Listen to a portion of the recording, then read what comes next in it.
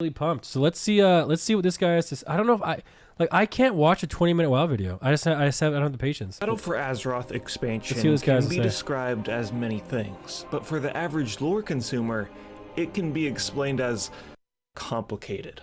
While Blizzard has improved their storytelling immensely over the past couple of expansions, Battle for Azeroth was filled with dozens of storylines that can be difficult to follow.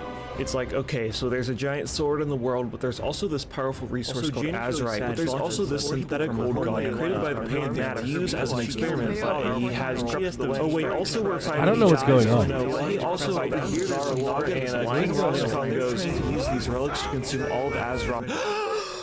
What the f is that thing? Oh, and then we go on a cruise boat, and then we fall into this giant hole, is here, and hey, look, the giant sword is still in Azeroth. Oh, hey, look, Sylvanas also Lyria's here for some reason, and now all of a sudden, and now Sylvanas is free, and now Sylvanas is uber powerful and ripped a hole through space and time. Did he just say uber?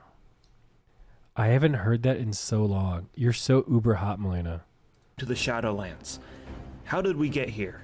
Why is Sylvanas so powerful? And out of all of this lore, what is important for you to know to understand what is going on in Shadowlands? Yeah. Well, to answer those questions, we are going to need to go back a couple of expansions. Sylvanas used to be alive, but during the siege of Quothalas, she did a kick-ass power slide right in front of Arthas and was turned into a banshee. Eventually, she'd become the leader of the Forsaken, and it was her life's, well, undead life's mission to kill the Lich King for what he did to her. Jump to the Wrath of the Lich King, and Tyrion Forgering and the player characters kill the Lich King. The problem is, there must always be a Lich King.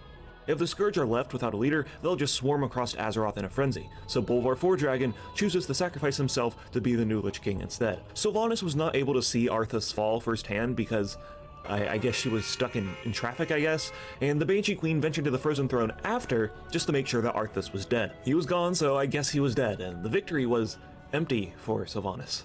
In her undead life, she was depressed, but driven by vengeance.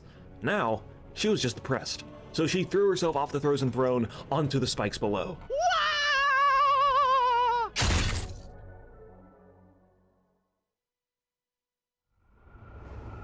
In death, Sylvanas only saw darkness. In the short story, The Edge of Night, it's described as, there were others in the darkness, things she could not recognize, because nothing so terrible could exist in the world of the living. Claws tore at her, but she had no mouth with which to scream. Eyes looked at her, but she could not look back. This was to be her eternity. The endless void, the dark, unknown realm of anguish.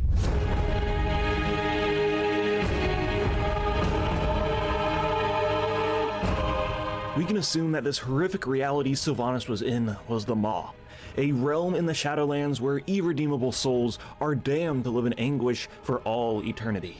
Within the Maw, Sylvanas was offered a deal by 9 Valkyrs, one in which would take her place in the Maw so she could return back to the land of the living, which is depicted in this totally not over-sexualized part. Although this wasn't in the short story, we know that this is when Sylvanas got in contact with an ancient being called the Jailer, also known as Wait, are we learning about lore right now? Is it? Eva. Action. Dr. Eva. The details about Sylvanas and the ruler of the Maw's relationship is still unknown, but what we do know is they've made a pact with each other. Booba! And every soul that goes into the Maw makes the Jailer and Sylvanas much more powerful. You complete me. I love you. Chat, do not now, spam with a hidden Booba. motive to make herself more powerful, Sylvanas is brought back to our reality to live once more. The Cataclysm expansion happens, and nothing is important except for Garrosh calling Sylvanas a bitch. Nothing important happens in Mists of Pandaria. Warlords of Draenor happens, and truly everything is pointless. Legion happens, and demons are raging across Azeroth. In the battle for the Broken Shore, the Horde's war chief Vol'jin is killed by a random Felgar. I'm learning. In Vol'jin's final... Melina. They're telling you to react harder. So. I'm learning. Sorry, I was just reading it out. I'm learning. I couldn't help I'm learning. I don't. Chat, when you're at school, or like, teacher's like, yeah, 3 + 3 is 9. Booba. Oh my God, are you serious? It's 9? Oh! Is that what I'm learning? I'm learning. In moments, a mysterious whisper invaded his mind, compelling him to make Sylvanas war chief in his last dying breath. Turns out, this mysterious whisper was Muzala, a Loa of Death who serves the jailer. With Sylvanas as war chief, she has a ton of sway in the fate of Azeroth, but before her plans can be put into motion, we need to defeat the Legion. The rest of the expansion involves doing just that. Meanwhile, at some point during the end of Legion, the jailer broke how the Shadowlands works. Typically, souls are sent to an endless amount of pocket dimensions that suit them best, but now, every soul is being sent straight into the Maw, making the jailer and Sylvanas incredibly powerful.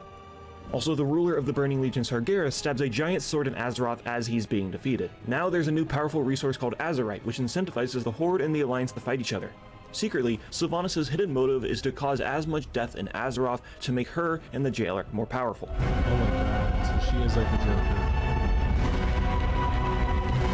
Sylvanas starts the Fourth War off with a bang and commits mass genocide and burns down Teldrassil, giving her and the jailer 1 million souls. The battle for Lordaeron happens, and Sylvanas is using chemical warfare on the Alliance and her own troops.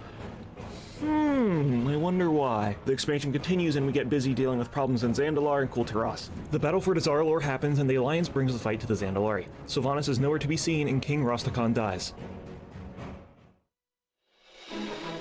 The Night Elves want revenge for Teldrassil, and the battle for Darkshore happens, and Tyrande is especially pissed. The High Priestess of Elune performs an ancient ritual that involves sacrificing an orc head into a moonwell and turns into a Night Warrior, an avatar of Elune's wrath, didn't know this and happened. now she is ready to kick ass. Is she that strong during the now? battle. Tyrande and Malfurion confront two Valkyrs and Nathanos. Oh, you guys don't know who Nathanos is. Well, Nathanos is basically Sylvanas' tier 3 sub-henchman who is literally just a dead guy with a bow. You would think that so two a, demigods versus a mod. dead guy with a bow would go something like this. But in reality, Literal simp. Nathanos puts up a fight and it ends with one of the Valkyrs dying and he goes, Witch! You shall pay dearly for that. Let's move! and then he flies away. This is literally my least favorite event that's ever happened in Warcraft history. The Night Elves win the battle and reclaim Darkshore unceremoniously. Back on the continent of Kul'Tiras, there are some Naga that are trying to consume all of Azeroth in a giant storm, so we go kill them. Aid your faithful servant, almighty Nazar! At the end of the raid, a mysterious blade called Xal'atath appears. Horde players take it and give it to Sylvanas. Sylvanas uses the blade to strike a deal with Queen Azshara, who she got in contact with by calling her on the phone or teleporting there or something. Here's what you need to know. Queen Azshara, Sylvanas, and the Zoth are not working together. It's more like they're all schemers who think they themselves benefit most from this alliance. The plan is, the Horde and the Alliance fall into Nashatar. Queen Azshara will then coerce them into the Eternal Palace and use their Hearts of Azeroth to unleash N'Zoth from his prison.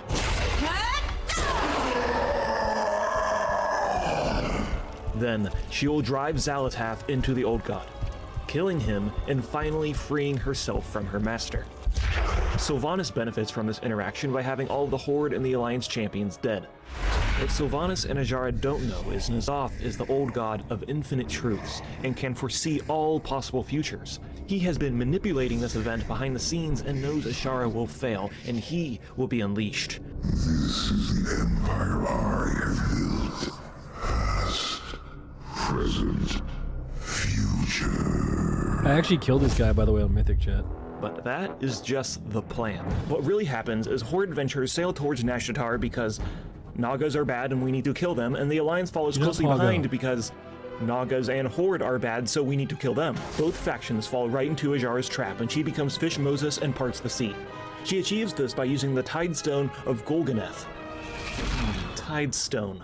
That might ring a bell for you. Back in Legion, we used the Tidestone in the Tomb of Sargeras. I guess we just forgot about this incredibly powerful artifact, and Queen Azshara just waltzed into the Tomb of Sargeras and took it. Look, I understand this lore isn't important for you to understand Shadowlands, but it's also just completely batshit insane, and I feel like I need to tell you about it. Anyways, the Horde and the Alliance are now stranded on Nashatar's ocean floor and need to learn how to survive. Thankfully, the Alliance and Horde have fish people who somehow can breathe out of the water to help them. Also, Nathanos has Xal'atath and needs to deliver it to Queen Azshara behind the Horde's back, and this happens off screen. Nathanos just like King Simp? Alright everyone, we need to remain united and work together as a team. The Rissra, find a safe haven so we can gather our troops. Blightcaller, Blightcaller, where are you going? I was just, I'm going for a walk, you know. need some fresh air. But we are in an extremely hostile environment. Those Naga will surely rip you to shreds. Look, Azerite, where? Thanos delivers the blade to Ashara, and we go into her palace, and somehow she didn't expect the Horde and the Alliance to work together, despite us working together again and again for the past 15 years. Ashara is defeated, but N'Zoth is released from his prison and pulls Ashara into the darkness. While all of this is going on, there's also a subplot about Sylvanas raising Derek Proudmoore, kidnapping Bane Bloodhoof, and wanting to burn down Thunderbluff.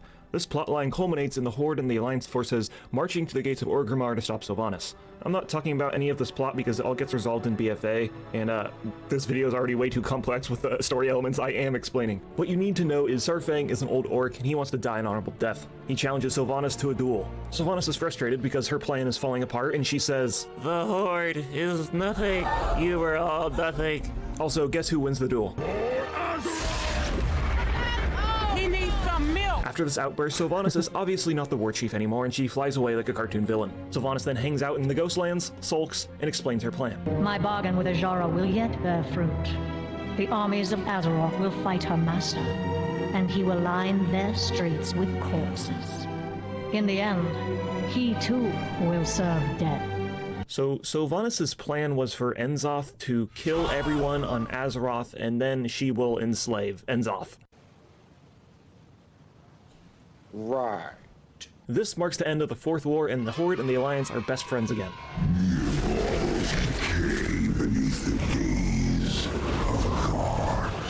N'Zoth's grand Someone plan said, after "Why being are there so released many is losers capturing in the two chat? old zones no one Are cares there about, losers in the and chat? with the help from stupid sexy Wrathion, we enter N'Zoth's home called Ny'alotha.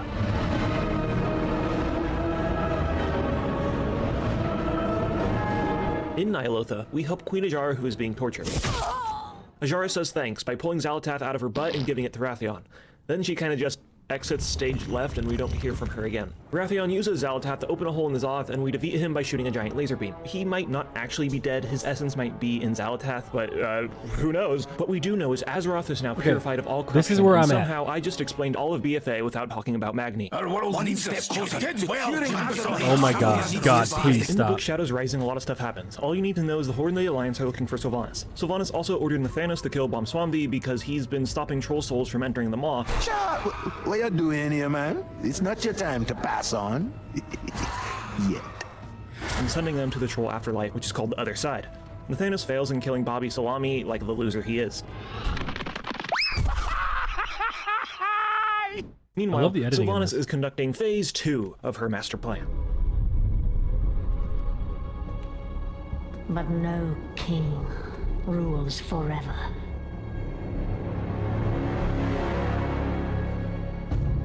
What the fucking show you done my for? Playing your fucking mate, my bro, man. You sent me a message first, yeah? I live in Smelly, Birmingham. If you want a fucking brawl, come down, Smelly. That's my Danny G.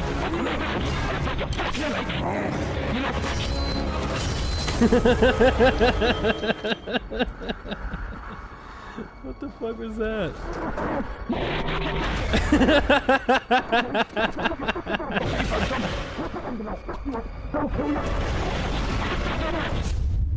And then Is that Bulwark gets his gross ass gore? kicked.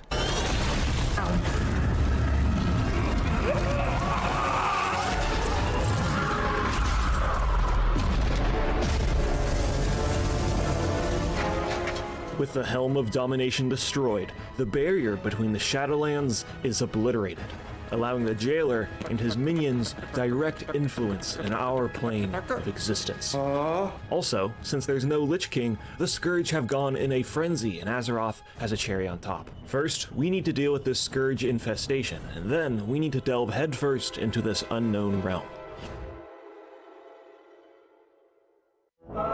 Okay, here we go. Here we go. Pay attention, chat. Everyone pay attention. Pay attention. This is where we are right now. Focus up. Pay attention. This is where we are. This is the information that we need. Right here, right now. What is that thing? Should I know what that is? With all of BFA's story out of the way, what is going on in Shadowlands? Well, there's an ancient being called the Arbiter. This entity judges all souls that enter the Shadowlands and directs them to their appropriate It judges afterlife. people? If you live a selfless life where you sacrifice yourself for others, you go to Bastion. That's me. If you live the life of a mighty warrior who values strength, you go to Maldraxxus. That's Greek. If you live a sinful, wicked life, you go to Revendreth to repent for your sins. That's Chance. And if you live a life with a connection to nature, you go to Ardenweald to help in the process of That's rebirth. mine. These are just 4 of the limitless dimensions within the Shadowlands. But the issue is, mysteriously, the Arbiter has ceased to function, causing all the souls to drain directly into the Maw. Within the Maw, there is a constant flowing slipstream of souls, filled with the cries of ghostly agony as they are damned to feed the insatiable hunger of the jailer. Totally random side tangent here. Back in Hellfire Citadel, there is a boss called Gorefiend who gorged on so many Draenei souls that he became this obese monstrosity. I think Shadowlands would have been much better if the jailer was just like sitting at the end of the slipstream and he was just like this giant, obese, Jabba the Hutt looking dude, and he was all like, "Get in my belly!" Since all the souls are going into the Maw, every other dimension in the Shadowlands is talks with his whole face. Watch his eyebrows, it is the funniest thing I have ever seen. Watch any video with him in it. Love your stream even though you have no tea. starved of anima. Anima is the life source every being has when they die. The more experiences you have in Isn't life, that when you stick the something more up your butt anima and you poop comes produce. out? Experiences like your first kiss, your big promotion at your job, killing a shit ton of orcs, and smashing the like button on your favorite YouTuber's video. Also subscribe. All of these experiences fill your soul with anima, and for everything to function in Shadowlands, these dimensions need it. But with the jailer gobbling it all up, all of the other zones are in a drought, and we as the player characters are there to help. And that is all the lore you need to know to start your adventure in the Shadowlands. I'll be making more detailed videos about the lore in the expansion after it is released. I hope you guys are excited as I am, and I'll see you later.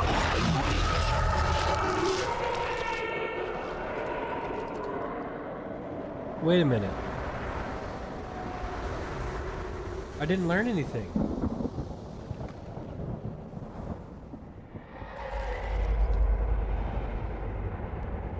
I didn't learn anything. You didn't learn anything? I still don't know what's going on. Is Sylvanas good or bad? Am I playing red or holy? The video didn't tell me if I was playing red or holy. I don't know. Oh my god. I have a lot of research to do. I gotta figure out what's good.